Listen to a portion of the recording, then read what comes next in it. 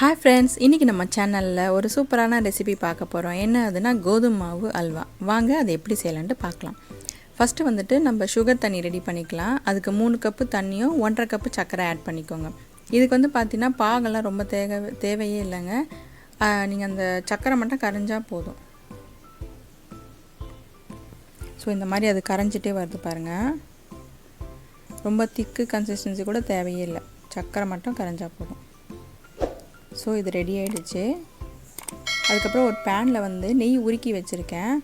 1 cup அளவு நெய் இது. இதில் வந்து கோதுமை மாவு ஆட் பண்ணிக்கோங்க. 1 கப்பு கோதுமை மாவு. கோதுமை மாவு வந்து ஆட் பண்ணுறதுக்கு முன்னாடி ஜெலிச்சு வச்சுக்கோங்க.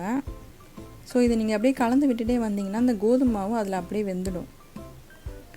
இது வந்து கொஞ்சம் கலந்து விடணும், அவ்வளோதான். மற்றபடி டேஸ்ட்டு வந்து சூப்பராக இருக்கும். இந்த மாதிரி வந்து அந்த பபிள்ஸ்லாம் வரும்.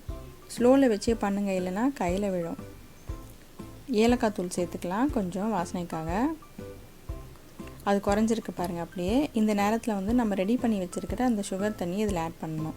அதை ஆட் பண்ணும்போது இந்த மாதிரி அப்படியே கொதி வரும். ஸோ அதனால் பார்த்து சேஃபாக பண்ணுங்கள்.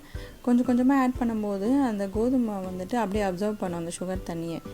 ஸோ நீங்கள் அதை மொத்தமாக ஊற்றிட்டு அதுக்கப்புறம் நல்லா கலந்து விட்டுன்னே வந்தீங்கன்னா சுண்டை அப்படியே அந்த தண்ணியெல்லாம் சுண்டிடும். நீங்கள் பாருங்கள், பார்க்க வந்து ரொம்ப லூஸாக இருக்கிற மாதிரி இருக்கும். ஆனால் நீங்கள் கலந்துட்டு இருந்தீங்கன்னா நல்லா செட் ஆகிடும். அது பார்க்கவே சூப்பராக இருக்குது பாருங்கள். ரொம்ப டேஸ்ட்டும் அருமையாக இருக்கும் இது. அதுக்கப்புறமா நம்ம நெய் கொஞ்சம் ஆட் பண்ணிவிட்டு பாதாம் முந்திரி எல்லாம் வறுத்து எடுத்துக்கோங்க. நல்லா வறுபட்டாச்சு. இப்போ நம்ம ரெடி பண்ணி வச்சுருக்கிற கோதுமை அல்வாவில் இதை ஆட் பண்ணிடுங்க.